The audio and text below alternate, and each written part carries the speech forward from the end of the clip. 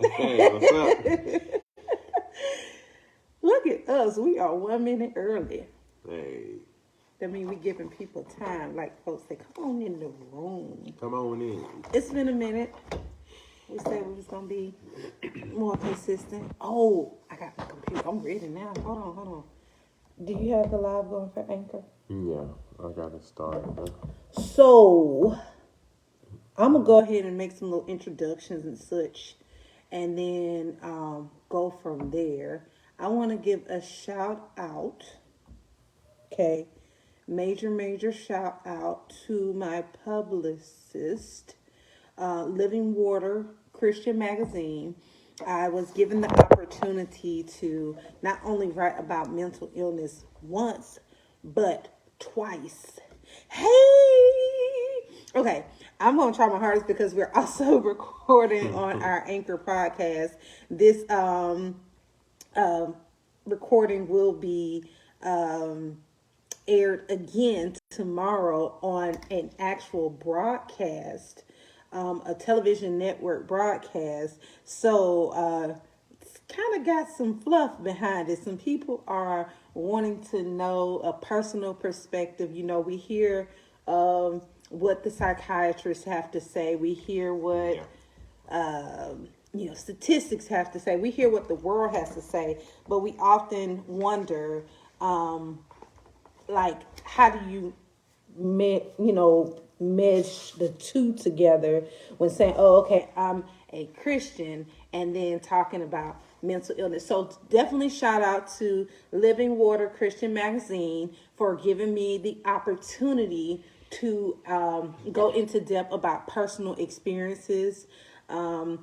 If you have any questions or any comments, I will definitely make sure to address those as we get breaks, because once again, this is being recorded. So excited about that. I'm thankful that somebody even thinks what we have to say matter. Yes. So I'm going to start putting a link in the comment section of the article that is being released. So excited about that. And you want to go ahead and jump in and talk about what you think we're going to be talking about? Oh, yeah. So basically, we're gonna be talking about mental illness and our expectation on like being a Christian and how we dealt with mental illness. Our expectation. I like that you use that word, our expectation. That's pretty deep. Because when you hear the word mental illness, people definitely have an expectation. So in the comments, what do you guys think when you see the word mental health or mental illness? What do you think that means? And thank God the comments are rolling in real time, like there's no delay. But when you hear somebody say, oh, mental illness, mental health, what do you believe that means when you see that? Does your face like frown up? Like, what do you believe about mental health? Thank you guys for tuning in. So the question is, what do you guys believe about mental health or mental illness? When you hear those words, type it in the comments. Let's see. Hey, type it in the comments. From your perspective, while we're waiting on the comments to roll in, when you hear mental health or mental illness, what was that association for you? Well, when I first started hearing it, I was like, what is that? And once I found out what it was, I was dealing with actually mental health, mental illness, and with a lot of depression. Depression, And, yes, I was that's a going biggie. through a lot of counseling with the things I done been through in my life. So I have been through a lot of counseling sessions dealing with mental illness. So Okay, so we think about counseling. Someone put someone that suffers from a traumatic or personal event. Lamitra, you cannot be giving the good answers off the cuff, okay? Gosh, to hear these Christians go on this live. hey, she on it. Mrs. Jones says, someone that suffers from a traumatic or personal event. So that's one of the things that we can associate with when we think of somebody that says mental health. I personally associated with diagnosis. right? So the first thing first is diagnosis. So it's something that someone diagnosed you with, right? And then from that diagnosis, the whole goal after that was to find a cure. So for me, it was not, I didn't consider it something that somebody was born with or anything like that. Oh, that came across real. Oh, okay, there go the link. So the link to the issue, the link to the magazine article, I just posted it in the comments. But okay, so for me, like I said, I did not think it to be something that somebody was born with, right? No. I just considered it to be something that was diagnosed. As Lamitra said, it was a traumatic or personal event. So for all those, because everybody that joined the live might not be Christian. So go ahead and share this live, because it was some people on some other platforms that had shared the post earlier. But if you can, take a second, go ahead and share the live for me, so we can get this thing popping. Get some variety in this conversation, because like I said, everybody, we can't assume everybody's Christian. We can't assume that everybody's going to have the same beliefs about what we're going to be talking about, even when it comes down to the doctors, when it comes down to who has given you the diagnosis, all this kind of stuff. We're going to get into misdiagnosis as well, because what is that? What does that mean when you misdiagnose somebody, right? So let's go to, this about to blow your mind. I'm about to blow the cap off. Blow it off. From the beginning. American Psychiatric Association says this: mental illness is in regards to a health condition involving changes in emotion, thinking, behavior, or a combination. It mean all of them. You know, we got boom, boom, boom, right? It affects social, work, and family. Then it goes on to say this: in a common year. I don't know what that means. What you think? I guess that means nothing outside of COVID. I guess so. In a common year. I'm like, what is a common year? Like, yeah, I never heard that one. Exactly, man. Folks be just saying stuff like these. When you think of these, thank you, Lee, for sharing. When you think of these communications that they come out with, so it says in a common year, whatever that means. I guess that's just a normal year. Ain't COVID, nothing like going on. Ain't nothing common after COVID. But in a common year, it says 1 in 5 experience some form of mental illness. 1 in 24 have a serious mental illness. And we'll get into what serious is. And then 1 in 12 are diagnosed with substance use disorder. Okay. So those are the 3 top diagnoses that it gives. And then it says, thank you, Crystalline, for sharing. I'm gonna ask y'all. Ain't no hiccup. Do you believe mental illness is treatable? Based on the word's perspective. Okay. Thank you, Maya, for sharing. Do you believe that mental illness is treatable? Oh. Don't give the answer. Harsh. Do you believe that mental illness is treatable? That means whatever's going on up here is treatable. Okay, we got a yes. I wish I knew how to put polls in the comment. I think I do, but I skipped that. So we got a yes. We got 2 yeses. Thank you, Lamitra, for sharing. We got another. Okay, we got all right. Good. So the answer, according to, because some people like, oh, I don't believe in religion. Religion will tell you this, or not even just religion, but your beliefs will tell you this. You know, here's the factor: mental illness, and yes, they are treatable if guided in the right way. Yes, here it is. It didn't even say some.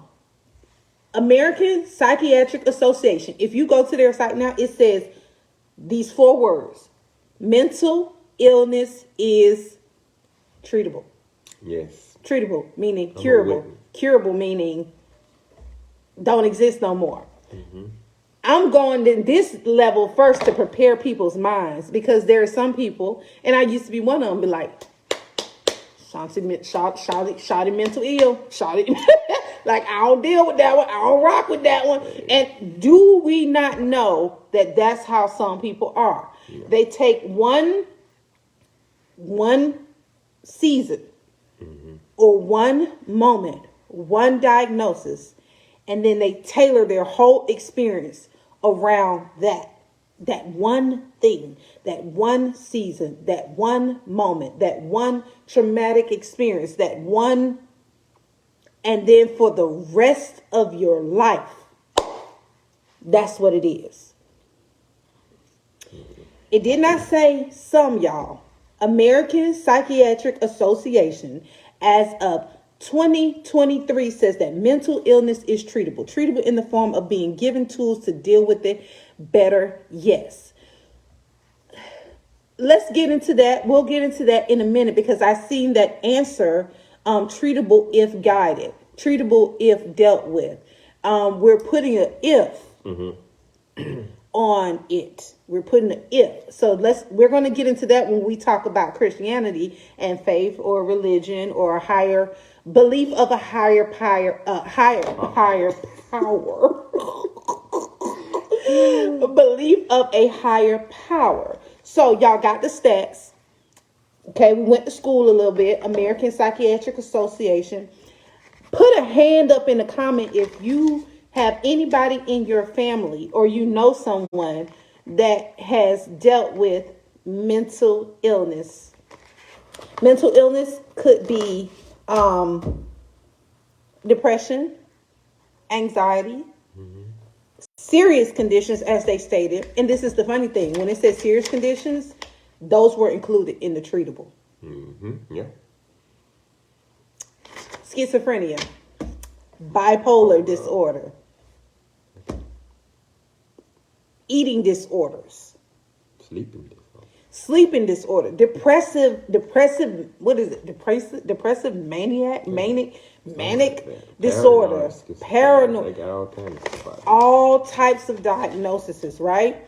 If I could put a hand up in the commonly generational curses, unless they go through something during life. Ooh, y'all are trying to jump ahead. Y'all are jumping ahead. They is ready. These will be some Christians in the comments. Hi, Apostle McGlendon. So we all have a few people have put a hand up. Yes, anxiety, depression, eating, that says that they know someone or there's somebody in their family that has mental illness or dealt with it or whatever. So we said we were going to talk personal, right? Yeah.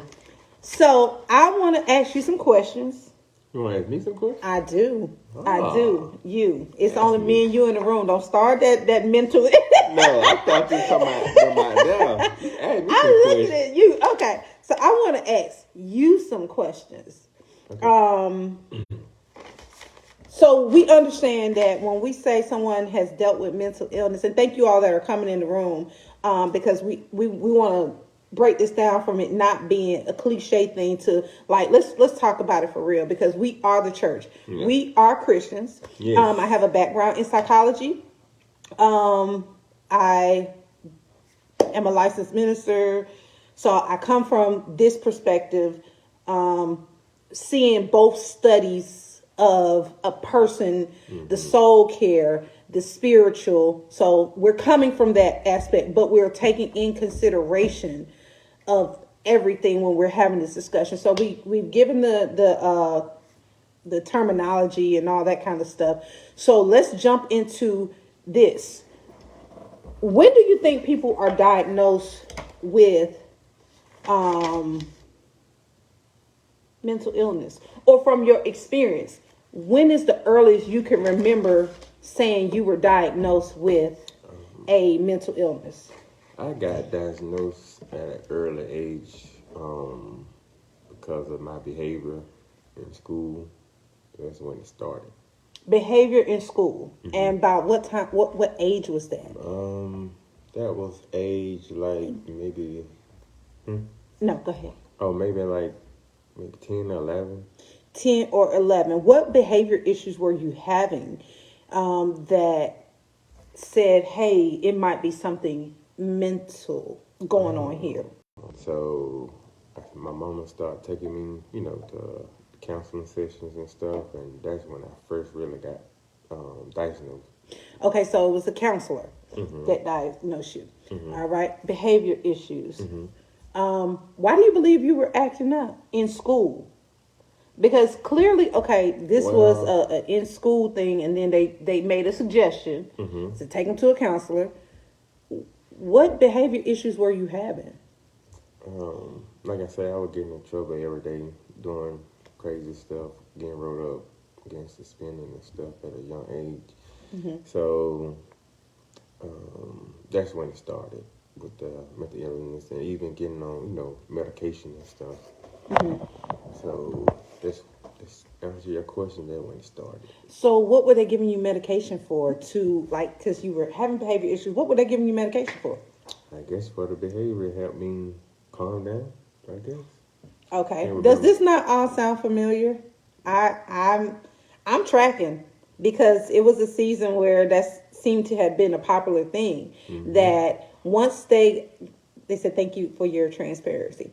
Once they started with behavior, after that it was go to a counselor. After that it was let's give him a plan of action, which was to calm you down. And also, I think after I got a little older, then when they misdiagnosed. So from the medicine, what were the side effects that you felt like taking medicine? Oh man, I was sleepy. Sleepy. It kind of calmed me down because I wasn't able to really do nothing but sleep in class. Still got in trouble for sleeping, but so now you're just in a different form of trouble. Now with you sleeping in class, so you're not acting up, but you're sleeping. So now that you're sleeping, how is that affecting your education? I wasn't getting nowhere. And then after that, they put me in special education. You were blowing the lid off, sir. So this started from you being in a regular class. Now let's go back because, and this is us being transparent.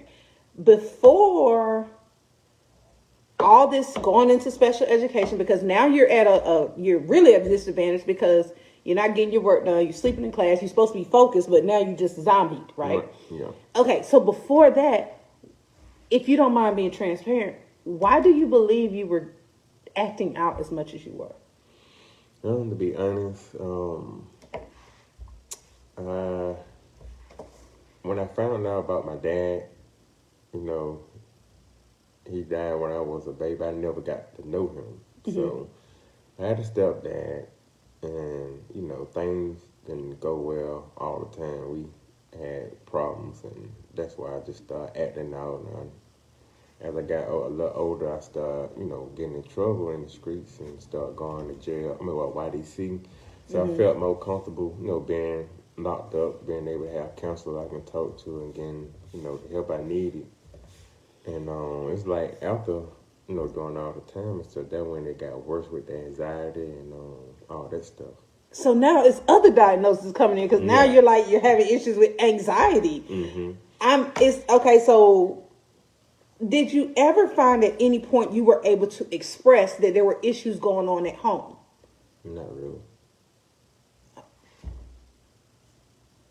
Does this not all sound familiar? So there seemed to have been a root issue that was not dealt with. Yep. But then because of that, we started trying to, as my sister Kristen Lynn said, find coping mechanisms to somewhat help you that weren't helping you, but they were more so hindering you. Yeah. You were 10, 11 years old. Boom, domino and ripple effect.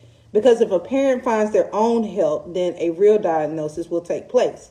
So your mom trusted in the school system to take this diagnosis and then treat you with that. Now, you did say that there were some issues in the home, so I'm pretty sure it was easier for her to just be like, let's just deal with this. Yeah. Did you have other siblings that dealt with issues as well?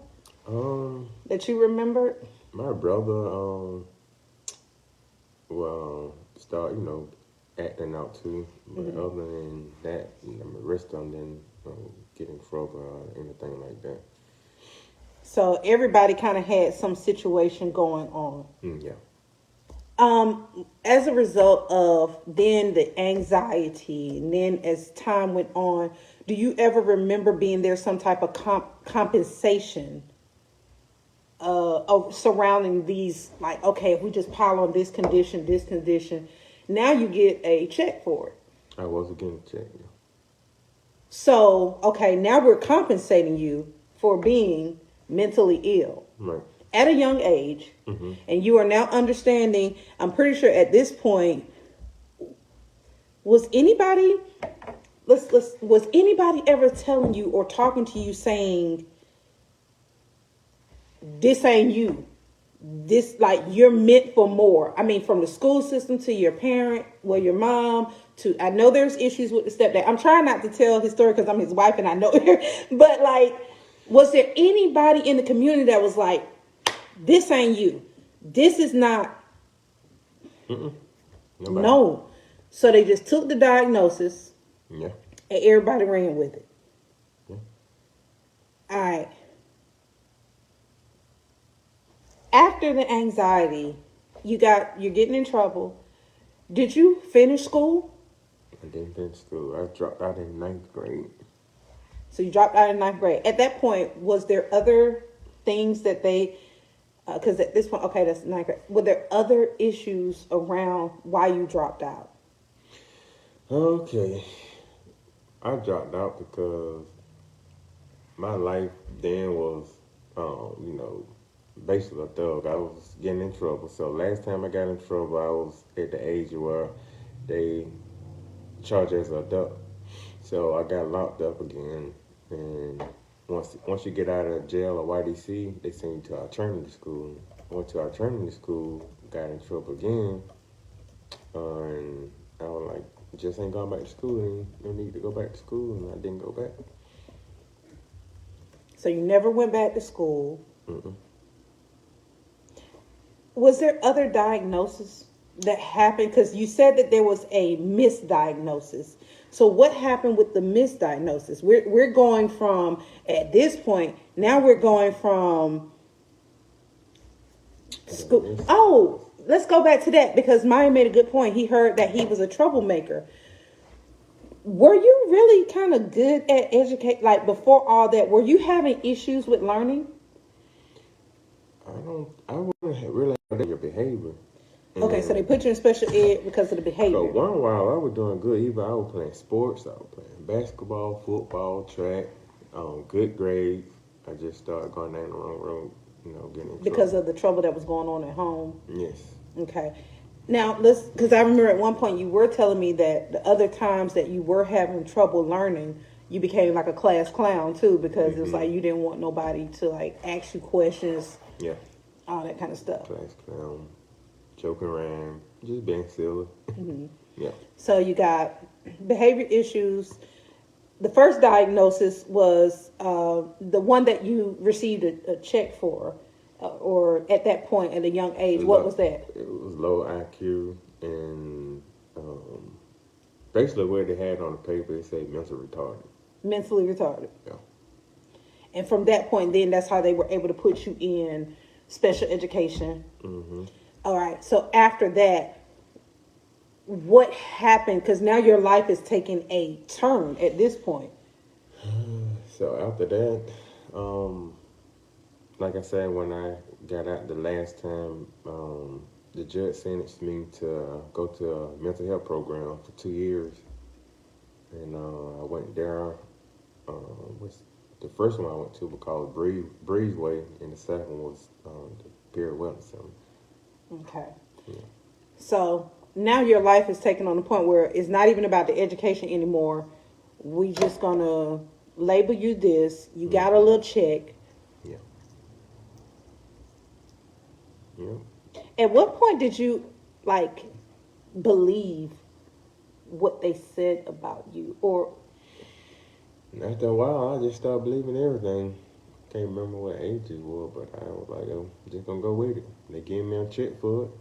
Just gonna go with the it. benefits I had, good Medicaid, Medicare, gotta pay for nothing. I was like, hey, I'm just gonna accept it. And what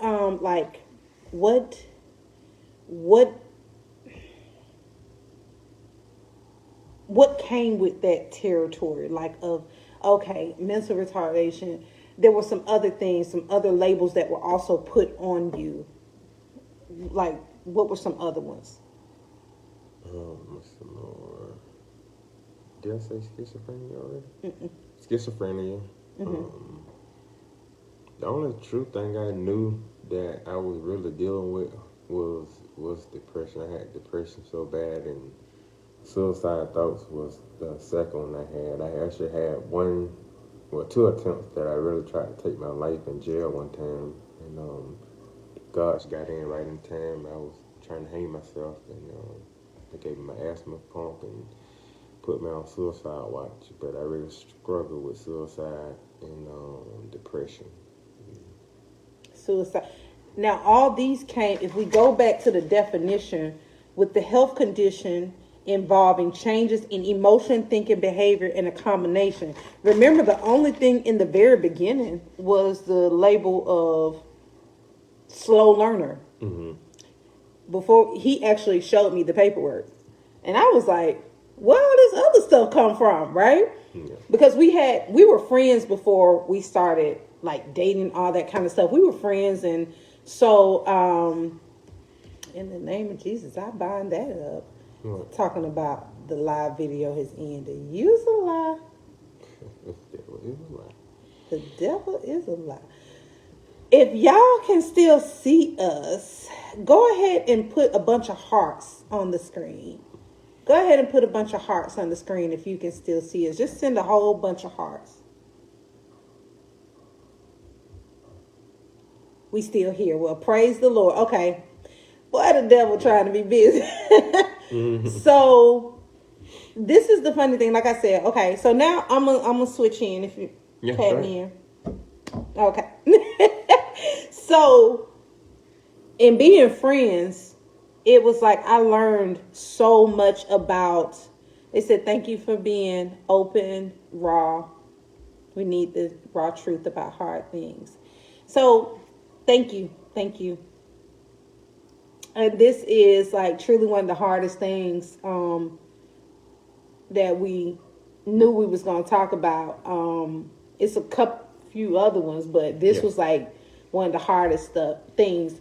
And it's like, as Christians, these are the conversations we need to have, because we don't go back to, we come in at the midpoint, but don't go back to the beginning.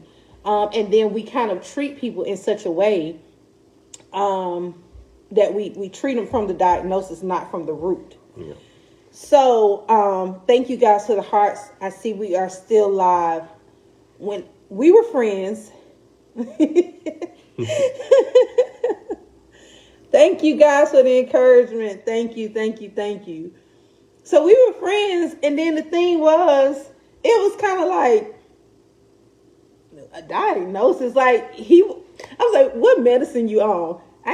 You weren't taking no medicine. He was going, I'm gonna put you out there. I'm gonna put your business out there. He was going to get the medicine filled, y'all, so that they can continue to give the check. Because if he didn't get the medicine filled, they would cut the check. At this point, he was working. You were working, but he was working limited hours. These are some of the things that he left out. I remember him telling me, he couldn't. They said he wasn't gonna be able to drive. They said he wasn't going to be able to finish school. He wasn't going to be able to work a full-time job. They said that, oh, man. But the devil wasn't like, I got my high school.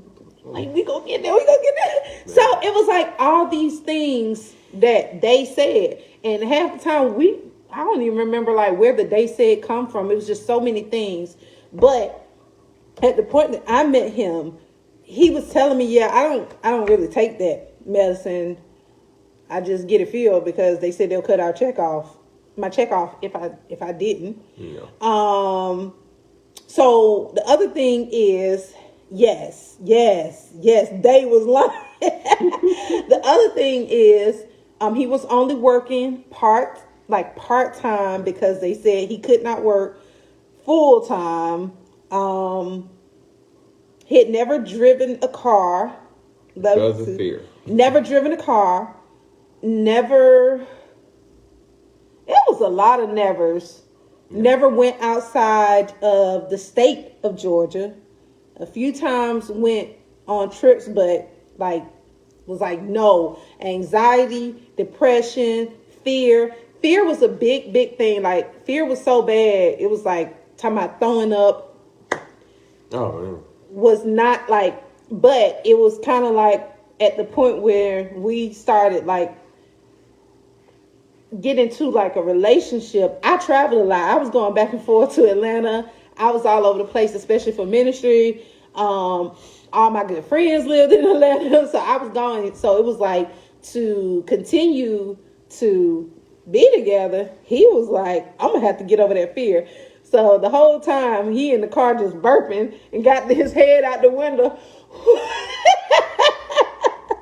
But it was funny. I'm laughing afterwards. So we getting back to mental illness. Okay, so one of the things that we really started to realize was that, is mental illness like a real thing? Like, is it a real thing, or was it just like,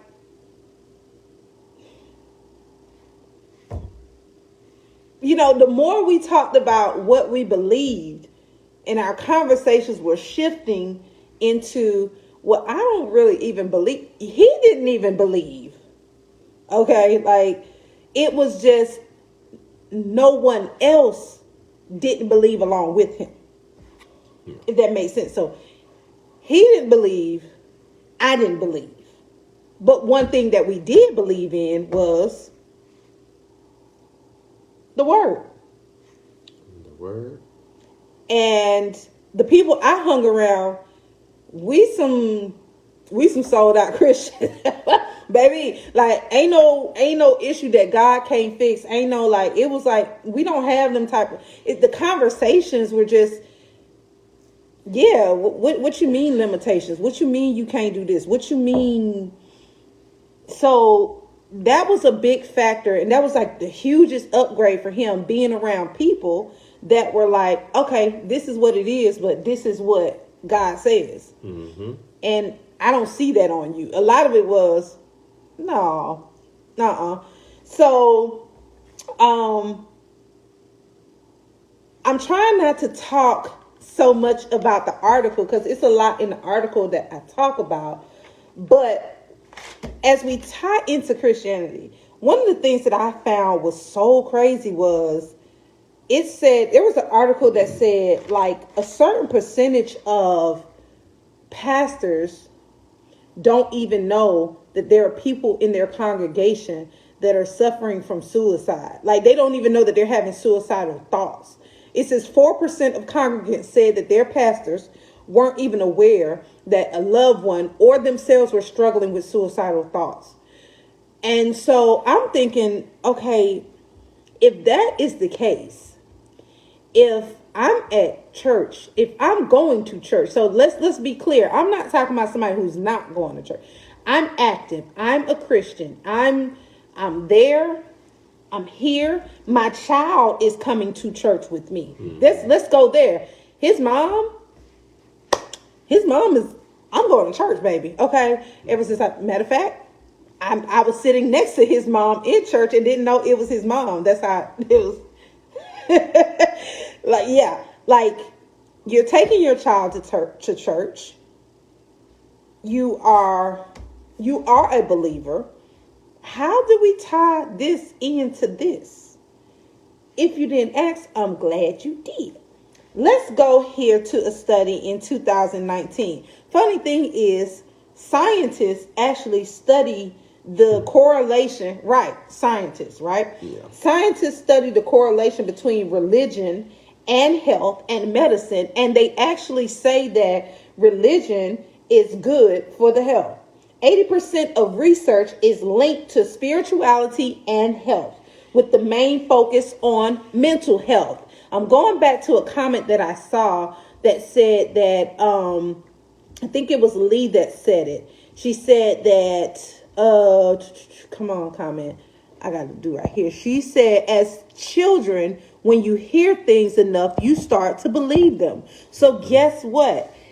It is the same as for adults. It starts in childhood. Okay, the Bible tells us, and I got notes all over. I need to be putting check marks by everything we discussed. The Bible actually tells us sometimes that we need to have childlike faith. Do you remember as a child, you knew what you said you were gonna be? Well, as a child? Football player. Football player. Could nobody tell you wasn't gonna be a football player? No. Me, I was gonna be a lawyer. And did I go to school for it? No, I did not. Did I yeah, that's just what I was gonna be. Order in the courtroom, point of information, banging my gavel. Okay, I knew that that's what I was gonna be. Matter of fact, funny thing is, you can't tell a child what's wrong because of what they know, what they believe. It is what it is. Don't try to sway them. Yeah. And if you do, I give you another one. Sophia said she was going to be a backup dancer for Beyonce. Remember that part. You got to remember before the Lord dealt with you. I'm putting your business out there. I'm sorry. I don't even know if I'm supposed to. But yes, as a child, you have a belief about certain things before the world even gets to you to tell you what's right or wrong. I remember being in Walmart and we were behind this guy that was dressed like a female. I had not had the chance yet to have the conversation with him being 4 years old about that type of stuff, right? Trying to be politically correct so I don't want to get banned or nothing like that. And he said, "Mommy, that boy has on a dress. That boy has on a dress. That's wrong." And I was like, "It absolutely is, son." And the lady behind me, she gave me kudos. She was like, "Thank you for doing that. Like, why would I change what Agree to that. Right. If I begin to now change his narrative, someone he trusts, someone else who believes in him and says, that's right." Yeah. In his natural thinking, he was kind of like, he gonna remember that too. No, that's not right. He's 4 years old. Yeah. So what he learned was at 4, this is this and this is that. Yeah. And if it's like this, then that's wrong. So when it comes to the word and what we're being fed, if at an early age I tell you, "Hey, something wrong with you,"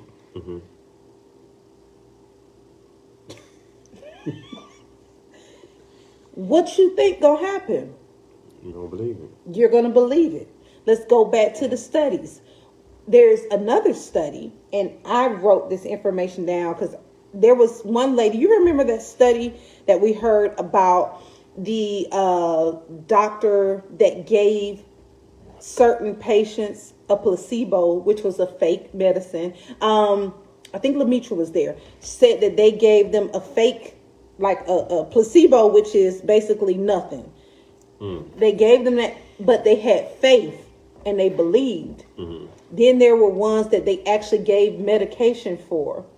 And the ones who actually had faith with the fake medicine healed. Results were better, had quicker recovery times. Wow. All this stuff because of their faith. Right? Because of their faith. I'm going back. Krista Lynn wanted to do it all. Hey, baby, you can. You still can. You better tie all that stuff together. Let them use you. But it was definitely a correlation. And then it even says with this study, 48% of patients actually wanted doctors to pray with them, or 37% welcomed the conversation even if they didn't believe. Because even at some point, because they didn't believe, they believed that because of what you believed had results. Yeah. They believed that they would be healed. They were on their deathbeds. These 48% were on their deathbeds. They did not believe. And at the last minute was like, well, you believe. They invited the conversation. You believe, so you pray. And by your faith, I'm healed. Did that not happen in the Bible? Yeah. That because other people's faith, a person was healed. Changing your mindset. Now, when we talk about certain things, we're going to be real here. Do we get depressed? Yes. Do we have traumatic experiences? Going back to American Psychiatric Association with the health condition involving changes in emotion, thinking, behavior, there was a changing factor for you that caused the other ripple effects to happen. I'm going to speak on my own personal experience of, I guess I could say, my bout with mental illness. Through experiences, I would say that I, at some season, picked up alcoholism. Drinking. I was drinking. I'm going to go ahead and put it out there for the good people. Okay? If I didn't have a drink, it was going to be a problem. Okay? I felt that at the end of every day, I had to drink. It got so bad, I remember at one point, I had drank like a whole bottle of Remy Martin. And if y'all know about Remy Martin, that's some, don't laugh at it. If you know about Remy Martin, that's some pretty, hard liquor. That's the brown stuff. I did not get drunk. And that's when I knew, I was like, this a problem. What I found was that the issue that I was having, the drinking was helping me, going back to the previous comments, was helping me to cope. Right? Because there was something that I didn't want to deal with. Problem was, I didn't actually know what the problem was. Right. I just knew in a season when I got to college, I was introduced to alcohol. I had seen it before, of course, but I was introduced to alcohol, and alcohol felt good. Alcohol made me forget about, like you said, depression. Not even knowing what I was depressed from. The issue for me was I was very good at covering things. So I could put on a front, right? The same way I am now, I was the life of the party. And the more I drank, the better the party was. But then there was times where when I wasn't drinking, if I was upset about something, going back to emotions, and it was weird. If I was mad and I was drinking, watch out. Watch out. I'm throwing stuff. Somebody gonna have to knock me out to get me to calm down. If I'm happy and I'm drinking, we're having the best time. So it's like the thing that alerted me was, and at this point also, I was not going to church. So let's put that out there. Wasn't going to church. I was on my own. I wasn't finna get up early. That was what my mama made me do. I'm not finna do that. Huh? Okay? I go to church. I used to go to church, sleep anyway. Huh? Okay? Not doing that. I could stay at home and sleep. So at this point in my life, the word is not being put in me. No word. But alcohol is. All I know is I'm trying to mask something, and I don't know what that something is. I do not know what it is, but all I know is alcohol definitely made that masking a whole lot easier. Moving forward, like I said, it got to a point in life where it was like, I'm not getting drunk. I need more. It then became sexual abuse. But it wasn't And I thank God for a husband that I can sit here and, Oh. we've talked about all this kind of stuff. But it was like, I need something plus alcohol. And the sex was then to make me feel good, because the alcohol wasn't, but the alcohol impaired my decision making. So then there came a season of, let's be real promiscuous. Let's get drunk and let's be promiscuous. Yeah. Got to a point where, of course, you're going to now start suffering the consequences of one or the other. On his end of the spectrum, the consequences were living a limited life. Now you're dealing with fears. Now you're having anxieties. On my end, the consequences was now you're getting a reputation. Now you're angry. Now I'm angry because now I got a label as a hoe. And let's just be real. Yeah. And on top of that, I'm drinking. I'm the life of the party. I'm smart as heck, okay? I'm doing good in college. Why we ain't looking at that? Why we not looking at I'm smart? Why are we not looking at? So guess what? Here comes the labels. Is anybody trying to diagnose what's really going on? Or are we looking at what the person is dealing with at the moment? How oftentimes is that we in the church take the current situation or the current assessment, thank you, 2 different form of mask. Yep. How is it that in the season you met me, you never stopped and said, but why are you doing that? Right. So guess what? By the time it did get around to somebody actually saying something to me, it was, oh, you need help. Well, what kind of help? Right. Well, you go to the doctor, and it was depression. Depression. You're depressed. Okay, cool. Well, how we going to fix this? Because, well, the next form was medicine. Medicine. Okay, cool. Taking medicine, and I'm sleeping all day. Then I remember taking it for 2 weeks. 2 weeks. I'm sleeping all day, missing classes, and then I'm up all night. In the midst of taking those medicines, I remember first having my first suicidal thought.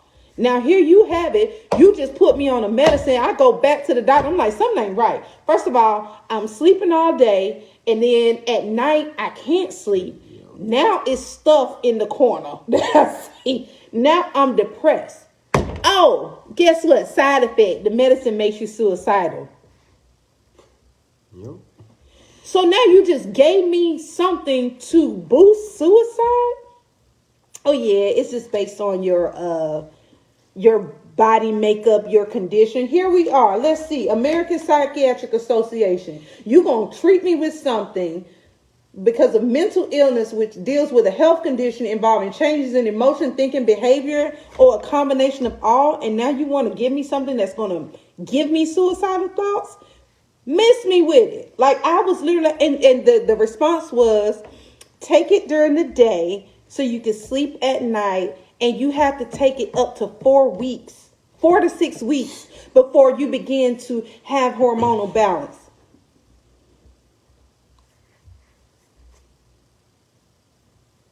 When you first started taking that melody, how you feeling crazy? I just said that. I was feeling crazy. I was like, so now I'm on a medication. The sex issue ain't even a problem at this point. I'm really focused on why I'm feeling crazy. I'm missing class. My grades are going down. And of course, I couldn't drink on the medicine because you can't drink. No. So yeah, I'm not drinking or I'm not having sex, but I'm suicidal and I'm feeling crazy. So, newsflash, get to the point where I finally meet someone who says, hey, come with me to this service, this church service. I was like, oh boy, here we go. Thing was it wasn't in the day, it wasn't on a Sunday. It was a revival going on. And they were like, come with me. It's 7:00. They feed you. I'm like, okay, free meal to this, free meal. Yeah, right. I'm just about to, I'm gonna ask everybody to post a picture about tonight's discussion.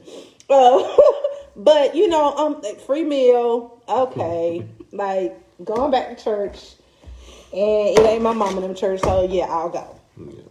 So I go to church, and the pastor, it's like it was a youth night. It's like all the young folks was there, and I remember, this is what I do remember. I remember standing up in the pew, in the row, crying, bawling, crying. Then I remember, and for the sake of, like, yeah, let's be free. Let's talk freedom. Yeah. I remember sexual abuse, different forms, different people that my mind literally had blocked out because apparently it happened when I was younger. But it came back to me just like that in church. I'm boo-hoo crying, and I remember, and I'm like, oh my God.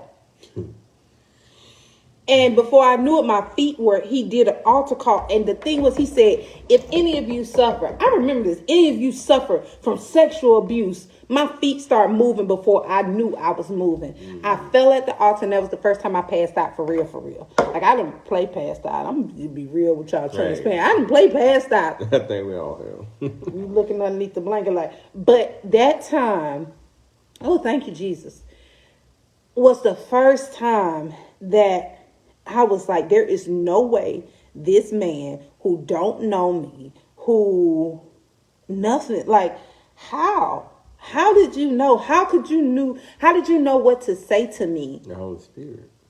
Right. But I ain't know nothing about that then. No, I know what I'm saying. That's what it was. Yeah. But yeah, it was the Holy Spirit. Like, how did you know what to say to me to bring that up in? Now, you mean to tell me all these people been around me some all my life. All these, some real talk, I believe you knew. Like, there were so many things. Like, I'm like, in this one moment, it was God's design for that very moment to happen, for me to receive deliverance. Right in that moment. And then after that moment, I was like, yeah, I'm gonna lay off the alcohol. All of a sudden, it wasn't a desire for it. At that moment, I was like, you know what? I'm not happy. Like, I don't want sex no more. I stopped the medication, and then that's when a true work. I really gave my life to Christ, and that was the first time I gave my life to Christ. I had been baptized and I had been in church all my life, but I gave my life to Christ because I knew it was something bigger than me that would tell this man who don't know me, don't know nothing around, to bring it to my remembrance and cause me to feel something that felt so much better than the alcohol. It felt so much better than the sex. It felt so much better.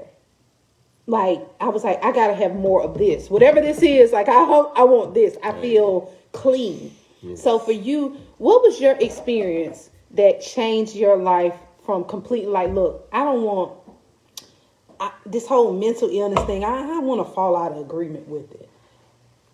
Basically started when we started fasting and praying about it. And it wasn't just mental illness. I was kind of suffering with like health issues and all that stuff. So once I started believing and started fasting, getting in the Word, praying, and I prayed that God to heal me whole, it was for everything. And God actually healed me whole, like from the sickness I was having, mental illness, all that. God healed me. And going back to mental illness, I was suffering with this. I say it was in my mind. Like I went a whole season went eating anything but soup and mashed potatoes because I was scared of acid reflux and scared I was gonna choke. So I lost a lot of weight. I was going to doctors, specialists, and they were like, ain't nothing wrong with you. So it was all in my mind, fear of throwing up and choking because I had acid reflux real bad. But like I said, once I started praying, fasting, and believing that God was going to heal me, He healed me. And I told my wife the joke. I said, once God healed me, I'm going to eat everything. Until that day, I get up 3 o'clock in the morning, be eating, Yes. eat all the time. But yeah, God, He helped me, and I believed in the healing. And a lot of us always pray for healing. You gotta actually believe it. You know, you can say, okay, God, I believe you're gonna heal me. But once you really believe God heal you, He'll do it. And every time somebody asks us, like, okay, I wanted to say this about the physical manifestations. What you believe your body actually reacts to. So if you believe that, and you know, we become Google gurus. Google gurus, yes. We become Google gurus because somebody else done got on this here internet, this here algo internet, and said, this is what I experienced. And you like, whoa, oh Lord. Oh Lord. Like, yeah. So for the podcast, stay tuned for number 2. So, Google Guru is the condition of when you believe something and your body physically manifests it. So, when we were reading the Bible one day, and the scripture literally was, some things don't come out except through fasting and praying. So true. And I was like, have you tried fasting? For me, in the season before I met him, I had begun to fast because, yes, Google Guru. Hey, cousin. Because I put it like this. You may be healed from some things, or God can say you're healed, but you have to make your flesh come into agreement with that diagnosis of God. Okay, so you have a manly diagnosis, and then you have God's diagnosis. And my flesh has heard physically, this is what's wrong. You have this addiction, you have that, you have this. So what ended up happening was I learned about fasting. I was praying, but I was not fasting. What does fasting mean? Fasting means I have fed my spirit. I have fed my body something that it now craves. So what do I do to get a cure from that? What do we do physically? What do workout gurus? My word for the day is guru. What do? They even intermittent fast. The Bible speaks about fasting and prayer. So what do I do, God? I take this and I've been feeding myself this. What do I do with this? And pick up the word. I'm on social media too much. What do? Put that down and pick up the word. So it's an exchange of beliefs from physical to now spiritual. That's the basis of fasting is as easy as we can explain it. So I was telling him in the season where I was not having sex. Now listen, y'all, I was a whole married woman. Okay, I had 3 children. Okay. My past. Okay. Now here it is. I'm dating. I'm grown. At the point I was like, I didn't really know if I wanted to be married again, all that kind of stuff. But I'm like, Lord, how am I going to express my flesh? How? And I began to fast because I realized it was an unhealthy method of gauging what love was. Okay, as a grown woman, it was so we're taking our measures here, worldly standards, the standard of, okay, when you with a person, things are going good. I mean, we're tapping into all types of stuff tonight. Good God. Right. But you know what's supposed to happen next? What does the TV shows tell you? Watch a movie nowadays. How you know they about to become together? How they about to come together? What they finna do? You know what they finna do. They finna do. He don't take that woman and say, let me go let you meet my pastor. Let me let you meet the family. In the movies, what happens next in the movies is it's about to go down. if I don't believe in that, y'all so silly sitting there. If I don't believe in that, and what I'm believing tells me that love isn't to have love is something else, I begin to fast because what did my body want? My body wanted the natural reaction that I had gave it. Mm-hmm. Right. Ain't nothing safe on the TV now. Nothing. Not even cartoons. Right, cartoons even. Yeah. Got all that gay stuff. You're going to get a censored. Oh, I thought we were speaking the truth. I'm sorry. I don't know. See, he too true. You. Hey. But, you know, if I have been conditioning my mind to believe that this is love, the next step to true love is that now we have to intertwine ourselves to see what. I gotta fast from that. I gotta find some other form. You know what? Good night, sir. This was nice. I'm going to this room. Sometimes you had to put the Bible on your head, whatever. So here he comes. You know, hello, true families. Gary Hirsch, horizontal poke. That's why I rock with y'all. But you know what I'm saying? Like, had to fast. And that was like a year. It was a long. So here he comes. And I'm like, all right, if marriage is on the table, at this point, I can't be, my flesh, it gotta be beaten to subjection. Yeah. For him, the fasting came to the point of actually more doing stuff. Fasting for him, I remember, was, no, you're going to eat this food and not believe that you're going to throw up. It was, no, we're not fixing soup or mashed potatoes tonight. Mm-hmm. Yeah, we're gonna do this, and then we're gonna read the word. And there were times I remember he's sitting there at the table. You remember that, sitting there and we're reading the word, and he had just got done eating, and he was able to get everything down. I remember that.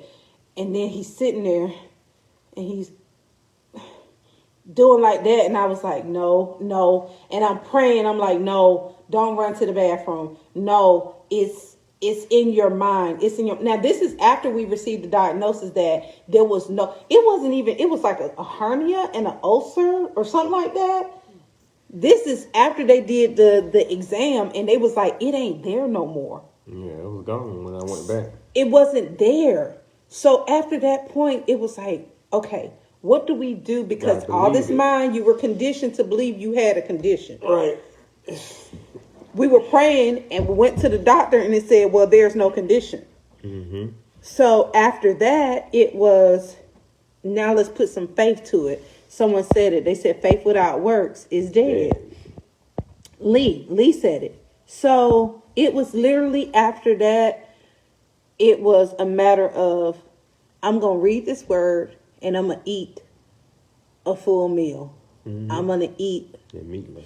I started with turkey meatloaf. Ooh. And it's still his favorite to this day. I was like, you're going to eat this and you're going to believe. I'm not cooking it tonight. No. So his fasting was like, that was literally changing his mindset. So the Bible says, so as a man thinketh, so is he. And that's Proverbs 23:7. It also says in 2 Corinthians 10:5, cast down every vain imagination that exalts itself against the knowledge of God and make it captive to the obedience of Christ.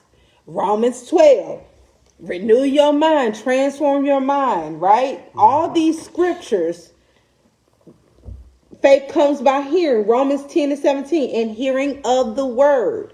So if we're getting back to mental illness, if it starts from a hearing of a diagnosis, imagine if I replace that hearing with something else.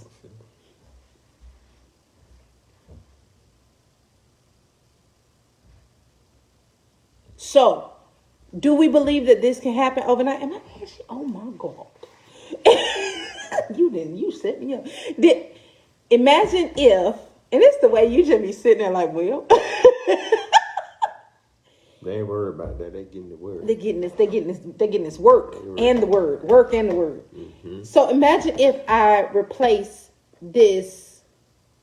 Let's see, too many times we connect love with emotions instead of understanding that love is unconditional action portrayed through love, through true love, through real love, love being the word. Come on, Miss Crystal Ann. So imagine if I replace these.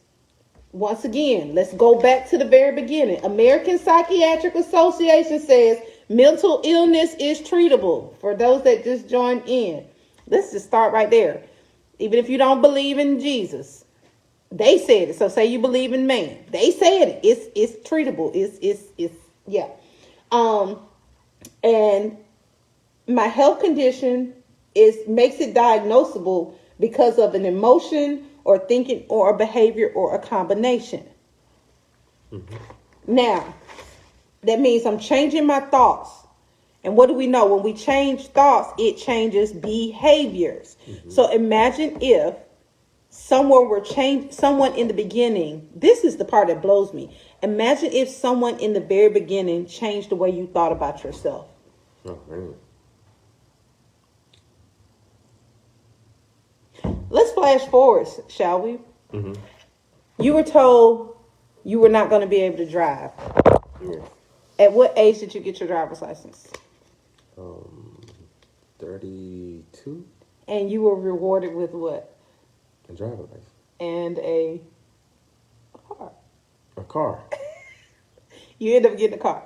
Mm-hmm. You owned your own business. Yes. After that, how many hours, once you got a contract, how many hours did you work? 40 hours a week. Just 40? You work more than... I'm talking about with the job. Yes. Plus the business. What else?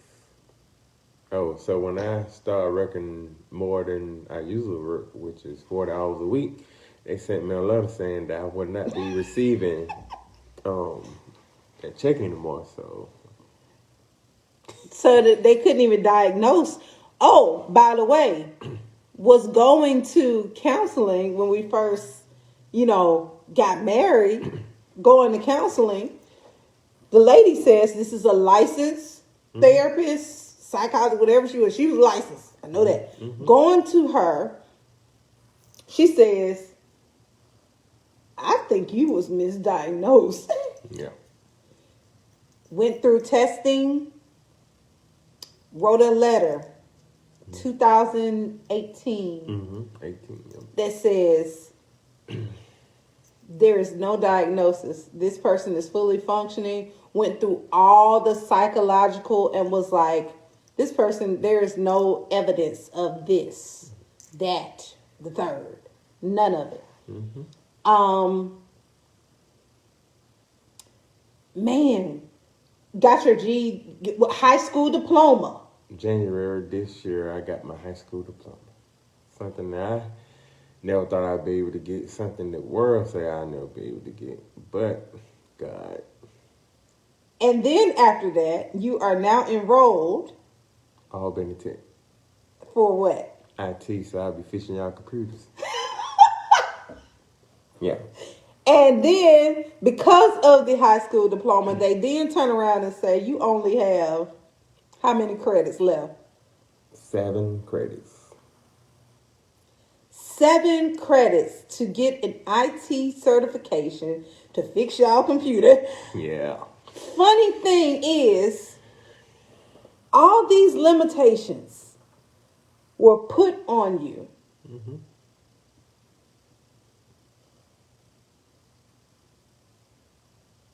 I'm about to cry. I've been trying to hold it in too. But, yeah.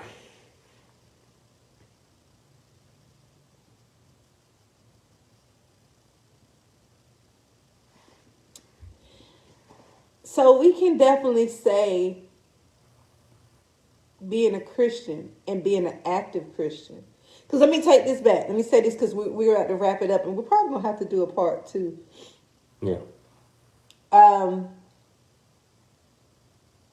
for me, it was that life-changing moment at the altar. And then the work that came after that. Yes, we serve an unlimited God who knows you have no limit when he is in it. Church offered hope. Christian people offered the perspective of God. And who we were created to be. Yeah. My husband often says to me that his scripture that changed his life was the one that said, perfect love. Is that all fear? Perfect love casts out all fear. And I remember that day, he was like, baby, he said, I know I really love you. I was like, wait a minute, all this time, you ain't really loved me? What do you mean? Oh, you gonna do me like that? Yeah, I'm telling the truth. Oh. And he was like, no, I know I really love you. And I was like, okay, well, what make you say you really love me? He said, because I don't fear nothing no more.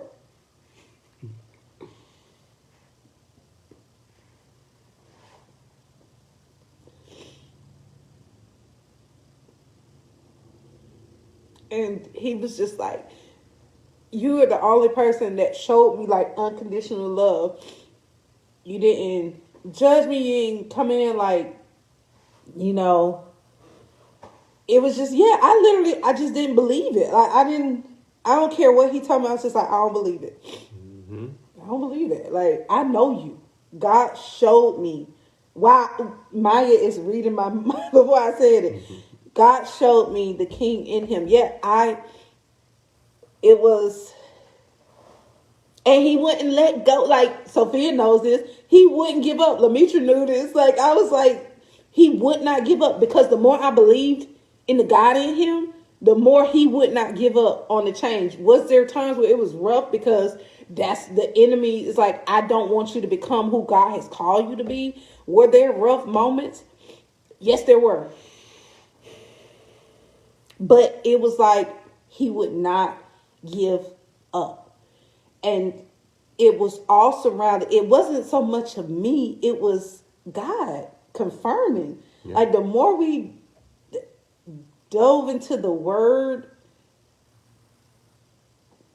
yeah. Like, so people ask, the question I posted was, what's the difference? The difference in not believing and having a mental illness is that you will put a diagnosis as a life sentence, versus with what you believe as a Christian. What we believe, so is he. I am healed. Whatever God says, that's what it is. And if you don't want to believe it from the book, then go ask the scientists. Go ask the scientist. Go ask the unbeliever what he says about what we believe and the effects that it has on our life. If you don't want to believe the book, there's a report out there. Research it for yourself. And it can change anything. Hope, what we believe, we are like literally hope dealers. Hope dealers. Jeremiah 29:11. Favorite scripture. My favorite scripture. My husband bought this for me. The power of the word. Matter of fact, this is why I said yes. Because I had wrote in a journal, like years before I met him, that one of the things that I knew of who my husband was going to be was that when I was down, he was going to tell me Jeremiah 29:11. Jeremiah 29:11, because the world likes us to believe that the stuff that happens to us is God's fault. The world likes to say, well, God, why did God make you that way? Why are you dealing with that? Why are you suffering from that? From the moment of the fall, I wrote, since the fall, we are flesh, we are beings, and we have a soul. and these bodies decay. God's intention was never for us to deal with the things that we actually have dealt with. That's why he sent Jesus Christ to die on the cross, and he was flesh. He felt everything we felt. He went through every emotion. He felt it, and he was the only perfect being. And he died on the cross for our sin. And in our next conversation, we'll talk about that itself and why that's so important. Because truth be told, the way we live our life is based off of what we think is going to happen to us when we die. Yeah. Look it up. All other religions. I believe when I die, I'm going to turn into a butterfly. Ma'am, really? So that's why you're using up all this oxygen around here? So you can turn around and let me be quiet. But, really what we believe, it goes to what we think is going to happen to us when we die. Yeah. Or we go back to why we were created. As a Christian, I am purpose. I was created for a purpose, with a purpose to change.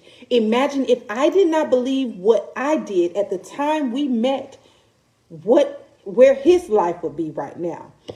He has loved me unconditionally in times where, because of my flesh, this flesh has imprints. My soul has imprints from things that I did way back in the day that still to this day try to trip me up in how I feel about relationships.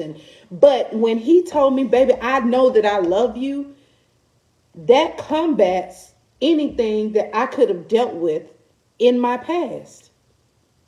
And how do I know that? It's because the way he loves me, it is, like Maya said, it is written. It is written that this is how a man should love a woman. I have found healing. We both found healing within the thing that we believed in through each other. Yeah. What I believe, I become. So what he believed, he became, and it brought about healing. Going back to the mind.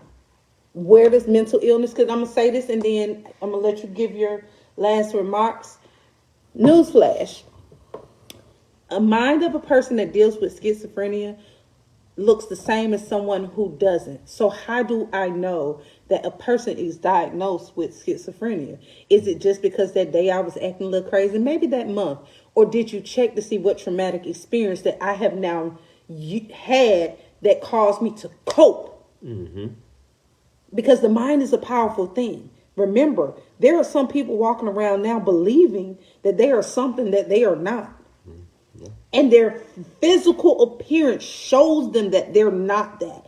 But they believe it. They say, I identify as a mouse. I'm just going to say that. So that's how strong the mind is.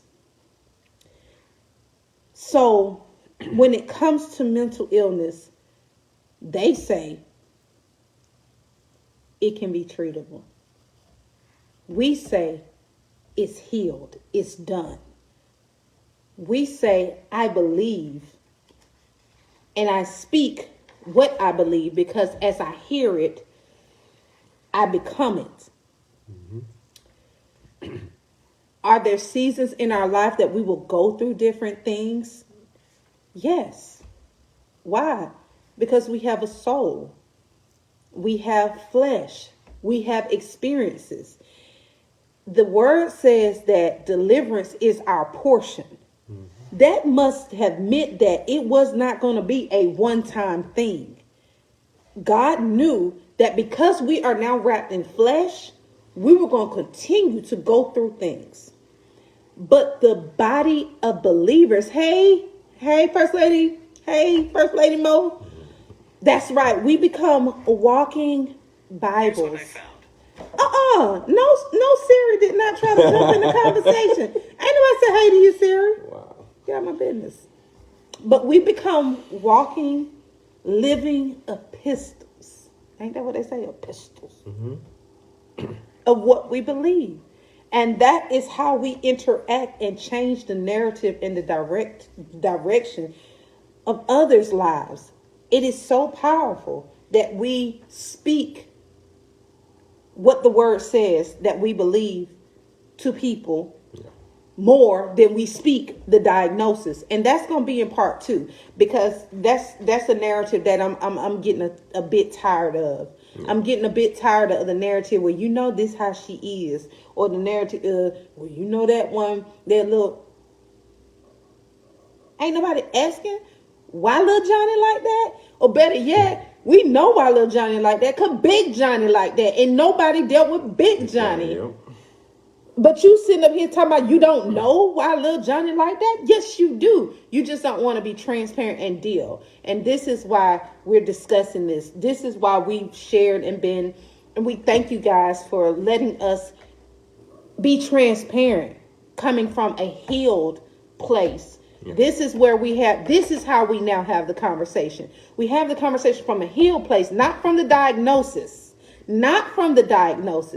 but we have it from the healed place, or we can have it from the root place. Mm-hmm. And so we hope that you guys have been blessed. Anything you want to encourage the people and say? You shared a. Well, I do want to say, like, I know people deal with mental illness. It might not have the same testimony as all, but just to say, you know, trust God, fast, and believe in your healing. Because, like I said, a lot of people pray for healing, but you got to believe in it. Because with me, I had to believe it. It was a season that I was like, okay, I believe I'm healed, but I really didn't believe it. I said it, but I didn't really believe it from my heart that I was healed. So, just want to encourage y'all with that. And even the actions of going to pick up the medicine. Yeah. Mm-hmm. But you didn't take it. That's another thing. Yeah. Even changing your actions. I would add on to that to say, surround yourself around people who will speak life into you. Your children. The Bible says, speak these things at the table while you're eating, when you're in your car, and you're coming and you're going. Mm-hmm. I don't care what they doing. I don't care how. You have the power. Yeah. You have the power. You have the power. That's your child. God gave you a gift, perfect in all its ways. He said, I knew, Jeremiah 1:5, he knew you before he planted you in your mother's womb. So if you are a mother and God knew them before he planted them in your womb, how dare you speak against what he gave you? I'm talking to myself. Sharon act crazy. I got to have a phone call right after we get off this live. And I got to go speak life into him. And I got to tell him who he is. And because he's going to continually hear who he is, then there will be little room for you to believe what is being said. Mm-hmm. I got to break up the identity. It's an identity crisis. That's what my friend Kristen Lynn say.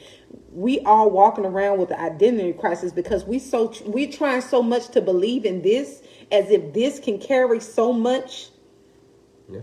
Then strengthening our spirit man. It is the spirit man that must be strengthened, that can say I'm healed, even though they said I'm this. Mm-hmm.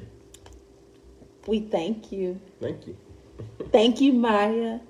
Thank you, Kawana. Thank you, Lee. Thank you, Apostle. She was on here.